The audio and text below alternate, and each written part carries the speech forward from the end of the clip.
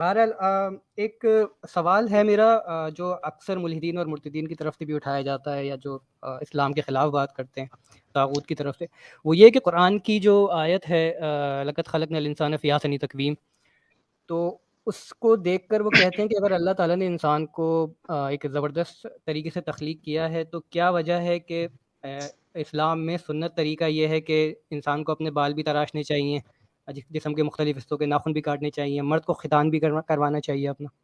یہ ایک میرا سوال تھا، اور اس کا دوسرا حصہ یہ ہے جو میں چاہ رہا ہوں کہ آن ریکارڈ بھی آ جائے، کہ یہ جو خواتین کی جینیٹل میوٹیلیشن ہوتی ہے، اکثر افریقن کنٹریز میں یہ آتا ہے کہ اس کو بھی اسلام سے ریلیٹ کیا جاتا ہے کہ یہ بھی اسلامک کلچر کا حصہ ہے، تو کیا یہ بات، مطلب یہ دوسرا حصہ ہے میرے سوال کا، تو if you can address these two issues. آپ نے ایک خوبصورت مقام بنایا. مفتی صاحب ایک منٹ، بصالت بھائی سے ایک تھوڑی سی بات، کہ آپ کے یہاں شاید آج کل کچھ تالا والا کچھ وائرل ہوا ہے، اس لیے جو ہے آپ یہ دوسرا والا سوال اسی سے متعلق پوچھ رہے ہیں کیا؟ نہیں، تالا والا نہیں، وہ پہلے والے سے ریلیٹڈ جو ہے نا وہ.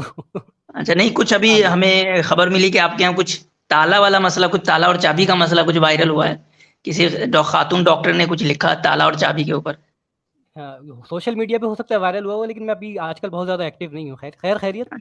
جی جی جی ٹھیک ہے مفتی صاحب جی.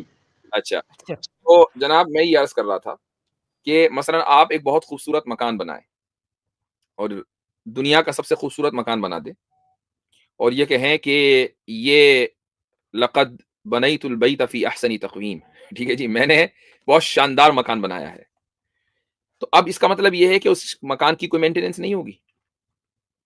اس کا یہ مطلب اگر لے لیا گیا تو پھر ظاہر ہے کہ یہ حماقت اور بیوقوف ہے.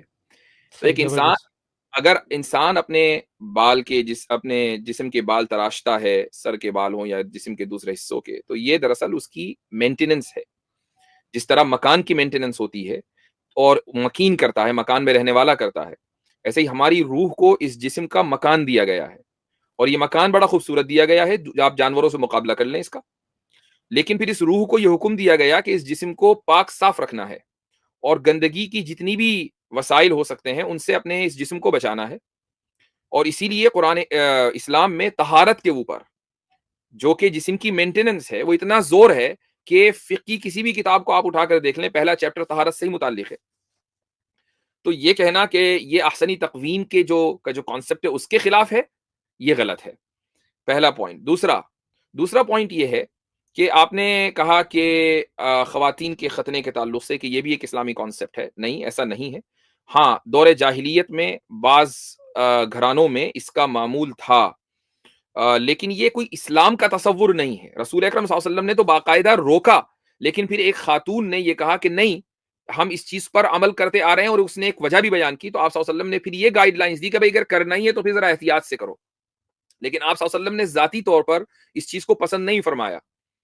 اور افریقن کنٹریز میں، مسلم کنٹریز میں یہ اتنا رائج نہیں ہے جتنا کہ عیسائیوں کے یہاں رائج ہے. تو آپ یہ تو کہہ سکتے ہیں کہ یہ عیسائیوں کے یہاں کا ٹریڈیشن ہے، لیکن اس کو مسلمانوں کے نتھی جوڑنا اور یہ کہنا کہ یہ مسلمانوں کا ہے یا قرآن و سنت میں اس کے تعلق سے کوئی بات آئی ہے، یہ غلط ہے. اچھا، عیسائیوں میں جو آپ نے کہا رائج ہے، کیا یہ ویسٹرن کنٹریز میں بھی پایا جاتا ہے یا صرف یہ افریقن کرسچنز کے اندر؟ میں سمجھتا ہوں کہ یہ افریقن کرسچن میں زیادہ ہے، ویسٹرن کنٹریز میں اس کا رواج نہیں ہے لڑکیوں میں، میری معلومات یہاں تک ہے. صحیح، جزاک اللہ. اچھا، پہلے تھا، ماضی میں تھا، اب ختم ہو گیا ہے.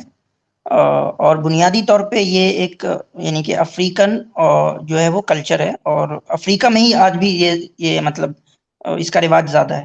باقی دوسرے یعنی ہندوستان میں تو کبھی نہیں اس کی نام بھی نہیں سنے تھے مسلمان. خود مسلمان اگر اس کے بارے میں کچھ بتائیں تو وہ بھوچک کے رہ جاتے ہیں. اچھا، ایسا بھی کچھ ہوتا ہے کیا؟ نہیں، حقیقت